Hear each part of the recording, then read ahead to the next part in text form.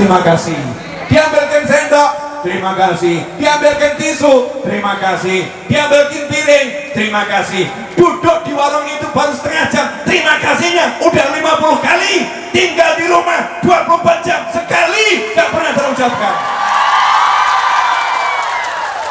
Betul begitu? Ini yang dihujat saya loh. Betul. Tuh, saya kan suami, ya saya kan suami. Kalau Anda jadi istri diperlakukan semacam itu, kemudian Anda marah, istri marah, suami nggak pernah terima kasih, maka berarti selama jadi istri yang dicari bukan cintanya Allah, tapi cintanya suami. Kalau yang dicari cintanya Allah, dia mau terima kasih, boleh. Nggak terima kasih juga, boleh. Dia mau ingat, boleh. Dia nggak ingat, boleh. Yang penting aku selalu ingat terima kasih sama suami, karena Allah yang suruh aku. Yang penting aku selalu ingat cara berbuat baik pada suami, karena Allah yang suruh aku. Yang penting aku ingat bagaimana caranya jadi ibu, karena Allah yang suruh aku. Yang kuasai kehidupan bukan suamiku, bukan orang lain, tapi Allahku. Kalau udah begitu cara hidup, hati akan tenang, hati akan nyaman, hati akan damai. Gak ada nestapa, gak ada keluh kesah. Jadi problem kebanyakan orang zaman sekarang karena hatinya gak ke Allah, tapi hatinya kepada selain Allah. Jelas sampai di sini? Oke, sekarang kita kembali. Putus asa karena asanya bukan kepada Allah. Saya ambil contoh orang-orang yang asanya ke Allah. Boleh ya? Semua tahu kok, semua ngerti, dan semua sudah pernah membaca kisah ini, tapi mungkin gak menyadari. Bismillahirrahmanirrahim. Ya boleh duduk sebentar, ngerasakan ini loh panggungnya. Iya, merasakan panggungnya, biar bagian syutingnya juga nggak stuck. Tiba-tiba harus merubah kamera, betul kan ya? Sehingga nggak ngelamun, ya tidak nggak ngelamun. Yang di belakang juga biar untuk dangak titi, sehingga waktu ngantuk hilang, betul ya? Itu teknik untuk istirahat tapi banyak alasan. Lanjut.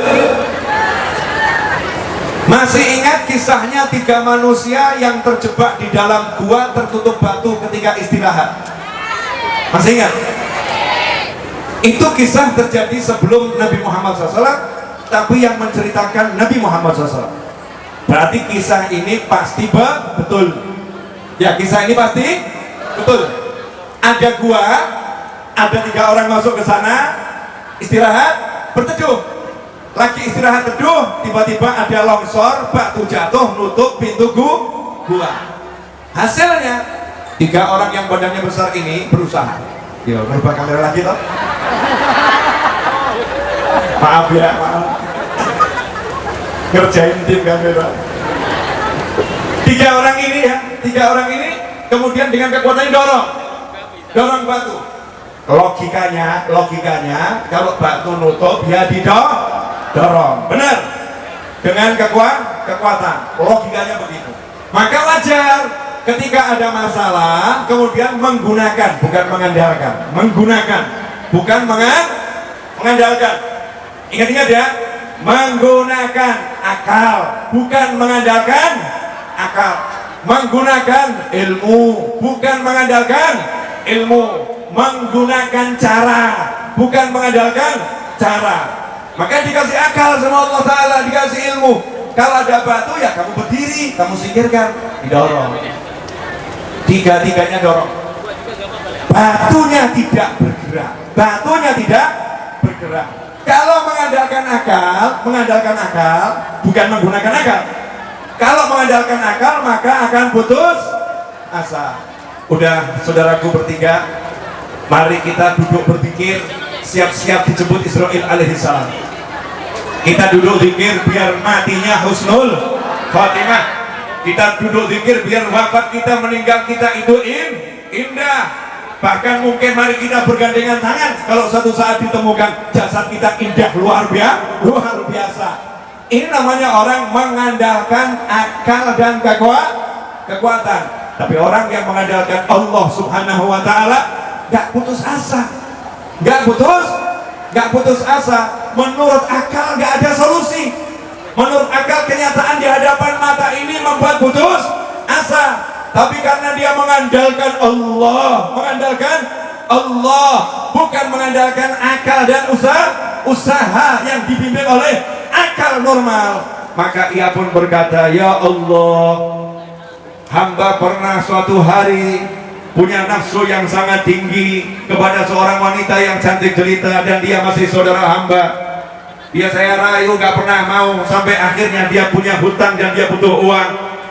Ia pun karena terpaksa akhirnya minta dibayar dan dia mau melakukannya untuk haramkan. Saat dia sudah saya bayar, saya kumpulkan uang, dan uang itu uang saya yang terakhir yang saya miliki.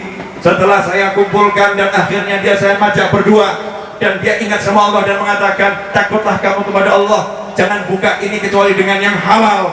Maka saya ingat sama engkau ya Allah, saya tinggalkan perempuan itu dan uangnya saya serahkan sama dia. Saya pergi dan saya takut sama kamu ya Allah, kalau itu karena kamu ya Allah, tolong hamba ya Allah. Kalimat tolong hamba bisa menggeser batu beberapa sentimeter. Oke. Saya mau nanya, pakai traktor, pakai tali, didorong sama semua jamaah, siapa yang dorong?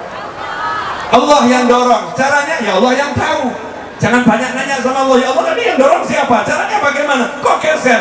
Malaikat atau jin atau gimana? Atau batunya jalan sendiri? Gak usah dipikir, gak usah diurus. Itu ranah Tuhan, bukan ranah manusia. Itu wilayahnya Allah, bukan wilayah kita. Wilayah kita doa silahul mu'min. Doa adalah senjatanya mu'min. Doa minta sama Allah. Belum bisa, belum cukup. Karena amal yang dia andalkan itu, amal yang diandalkan kan ke Allah. Namanya amal ke Allah. Kalau mengandalkan amal berarti mengandalkan Allah. Mengandalkan sedekah berarti mengandalkan Allah. Mengandalkan maulid simtudurar berarti mengandalkan Allah. Mengandalkan sholawat tibil qulub berarti mengandalkan Allah.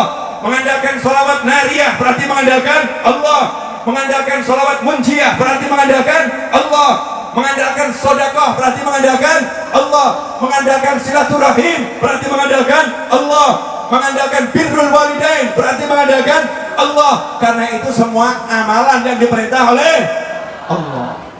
Yang kedua ngomong, saya punya ibu, ya saya punya ibu, saya bukti sama ibu saya, singkat cerita begitu ya, tolong bergeser. Yang satu, saya punya karyawan, pernah nitipkan gajinya ke saya, dia pergi, gajinya saya kerjakan, jadikan modal, akhirnya berkembang jadi kambing satu lembah. Suatu hari dia datang minta upahnya, saya katakan itu semua kambing milik kamu. Akhirnya semua diambil, saya nggak dikasih sisa, saya nggak dikasih bayaran. Ya Allah, saya ikhlas.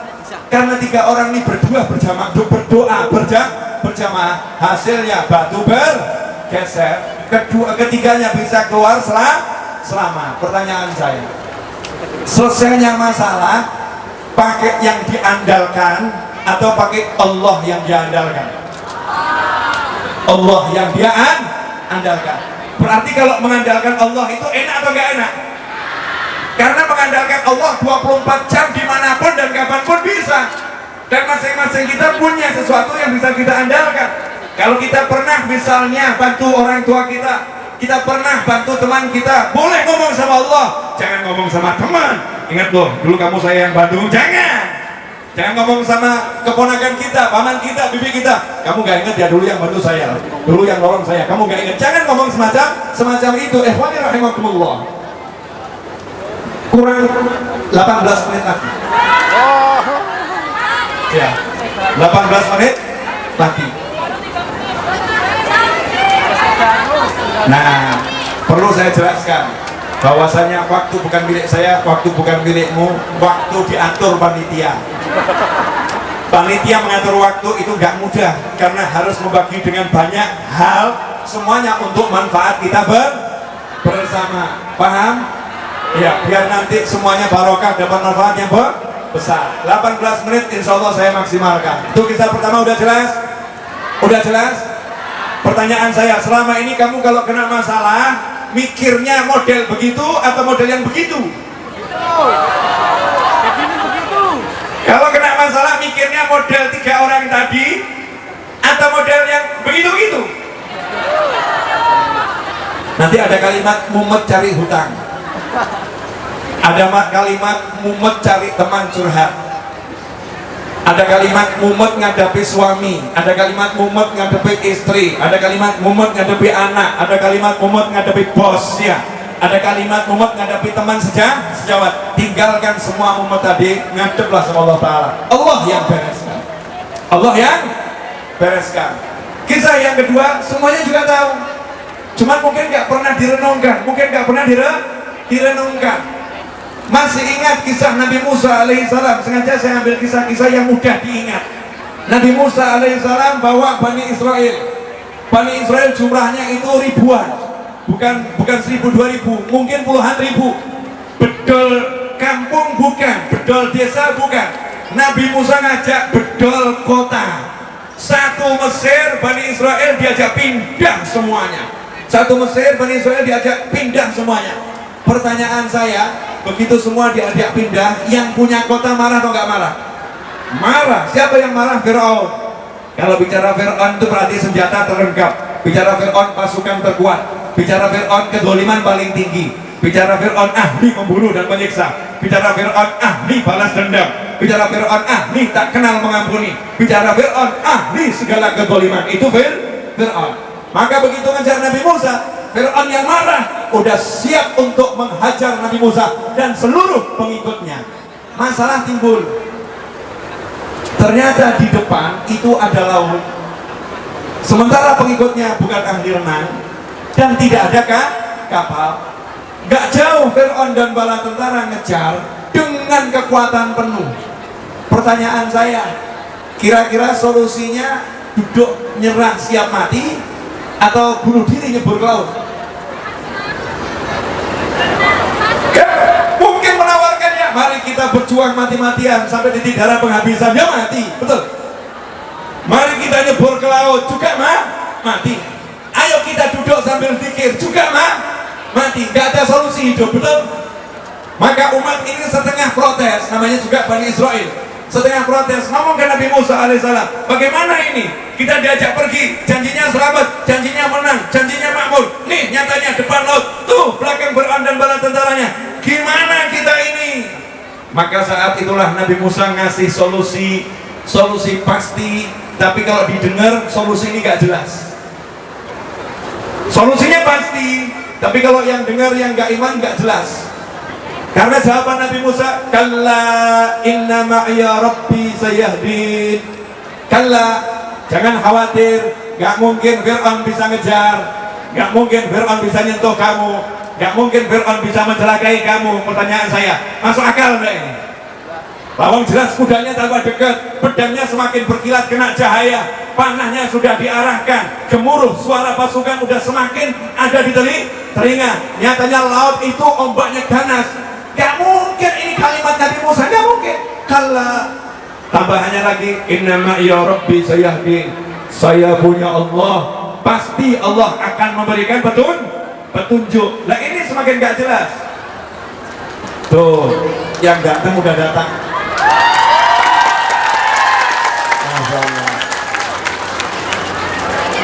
Semoga beliau semakin sehat, semakin kuat, semakin semangat, panjang umur dalam segala kebahagiaan, hajatnya kabul, semakin dicintai karena suka menebar cinta, semakin disayangi karena suka menebar kasih sayang, semakin lembut karena memang namanya Latif, karena memang namanya yang lembut. Mudah-mudahan ya beliau nanti bisa melanjutkan ceramah saya dan saya bisa segera mengakhiri pengajian. Jazakallahu khairan. Lanjut ya. Nah, jadi lupa saya mau apa tadi. Kenyataannya depan laut, belakang pasukan dan Fir'aun itu kenyataan. Janjinya Nabi Musa, kalla, gak mungkin Fir'aun bisa ngejar, gak mungkin laut bisa menenggelamkan, gak mungkin. Ini janji yang gak masuk akal, gak masuk akal. Kalla, gak masuk akal. Tapi iman itu bukan akal, iman bukan akal. Iman itu percaya pada Tuhan Allah Ta'ala, percaya kepada anbiya wal mursalin, percaya pada utusan-utusannya Allah. Maka kadang-kadang oknum santri kita ini oknum santri dinasehatin kiai, saya punya masalah, Yainya jawab, baca nariyah, insya Allah beres masalahmu. Jawabannya, masalah kok kasih nariyah, diremehkan itu ajaran kiai karena pakai akal. Saya ini punya hajat tapi hajat saya jual rumah ini kok nggak laku-laku ya. Solusinya apa Kamu yang rajin jenguk orang tuamu, cium keningnya, cium tangannya, senangkan hatinya. Nggak masuk akal, kaitannya cium kening orang tua sama jual rumah. Mestinya kan ya iklan properti, mestinya Pak Yai kan punya relasi, mestinya kan dikenalkan sama teman-teman Pak Yai biar rumah saya dibeli. Tapi kenapa justru diajari berbakti sama orang tua? Nggak masuk akal. Seringkali kita pakai akal kita, nggak pakai iman. Tapi Nabi Musa alaihissalam dalam keadaan terpojok, terhimpit, terjepit, gak mungkin bisa selamat, ngajarin umatnya, buang akalmu. Kenapa? Nabi Musa itu hidupnya sekian tahun dari bayi dikeloni Fir'aun. Nabi Musa dari bayi dikeloni Fir'aun, ini biar semua tahu. Nabi Musa itu kan buronan sejak lahir. Karena belum lahir, Fir'aun udah mengeluarkan keputusan Fir'aun. Bayi laki-laki harap dihukum mati. Maka ada tim inspeksi mencari wanita hamil. Kalau mau melahirkan ditunggu, begitu laki-laki langsung dieksekusi, dihukum mati. Jadi wanita itu di zaman Fir'aun mulia hidup. Tapi kalau laki-laki sama Fir'aun dibantai, bayi laki-laki dibantai. Karena Fir'aun khawatir akan lahir Nabi Musa alaihissalam. Allah Ta'ala kasih solusi buat ibunya Nabi Musa, nggak masuk akal. Padahal ini Nabi Musa mau diselamatkan dari kematian, Seharusnya solusinya diajak pergi ke tempat yang tinggi di atas gunung atau jauh di hutan biar gak ketahuan. Tapi Allah kasih solusi buat ibunya Nabi Musa, ambil peti, masukkan bayimu ke situ, tutup petinya, hanyutkan ke sungai Nil yang ganas. Pertanyaan saya, itu kemungkinan hidup atau lebih cepat mati? Lebih cepat mati, logika harusnya lebih cepat mati. Tapi karena ini yang nyuruh Allah, makanya dalam syariat Islam ada yang namanya ilham. Apa itu ilham? Ilmu yang Allah berikan ke hati orang-orang pilihan. Dia bisa laki-laki, dia bisa wanita. Kalau dapat ilham, petunjuk dalam hati, maka dia bisa menjalankan sesuatu dengan pasti dan benar tanpa keraguan. Wanita nggak ada yang jadi nabi, ibu Nabi Musa diberi ilham. Fa'auhayna ila ummi Musa, kata Allah Ta'ala, maka kami wahyukan kepada ibunya Nabi Musa. Diwahyukan artinya diberi ilham, suruh menghanyutkan anaknya, dijanjikan anakmu akan kukembalikan, kamu akan menyusui. Ini nggak masuk akal. Gimana anaknya akan dikembalikan? Gimana anaknya akan disusui? Nggak masuk akal. Tapi ibunya percaya sama Allah Ta'ala, maka dihanyutkan. Hasilnya bayi ini dibawa sama air atas perintah Allah, karena air miliknya Allah. Nggak perlu pakai dayung, tapi ini petinya autopilot. Treknya di air Allah yang ngatur. Airnya menggerakkan peti itu, langsung masuk ke istana Fir'aun, langsung menuju yang cari bayi laki-laki,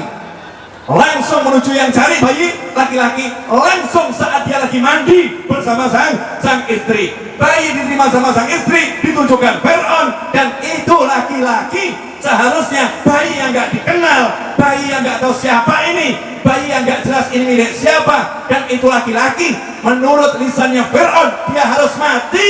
Tapi anehnya justru diambil jadi anak oleh Fir'aun dan ditinggalkan di kamarnya. Baru mikir sekarang. Ini luar biasa nggak Allah Ta'ala? Fir'aun yang nggak bisa marah justru dimasukkan kamar khusus, tidur bertiga sama istrinya. Singkat cerita, kita kembali kepada tadi. Nabi Musa sampai akhir perjalanan dikejar Fir'aun. Nabi Musa mengatakan, kalla inna ma'iya rabbi sayahdin. Gak mungkin Kalimat nggak mungkin ini didengar Bani Israel ya menyakitkan. Lawang jelas dekat, jelas laut dibilang nggak mungkin, apalagi tambahan informasi nggak jelas menurut yang nggak iman. Inna ma'ya rabbi sayahdi, saya bersama Allah, nanti Allah ngasih saya petunjuk. Coba kalau antum dalam kelompok Nabi Musa itu was-was enggak? Fir'aun semakin dekat, solusinya belum dijelaskan.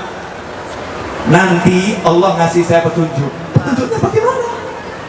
Petunjuknya bagaimana? Nabi Musa nggak ngajak perang, padahal Nabi Musa ahli perang.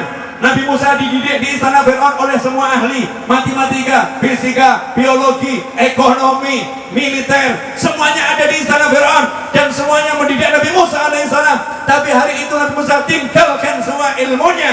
Beliau mengatakan, kalla inna ma'ya rabbi, karena dihitung kalau pakai ilmu militer nggak mungkin menang, pakai ilmu strategi nggak mungkin menang, pakai ilmu adu jotos nggak mungkin menang. Padahal kita harus berpikir menang, bukan berpikir kalah. Maka Nabi Musa langsung minta petunjuk sama Allah. Ya Allah, ini semua nggak bisa memenangkan kami, tolong beri petunjuk.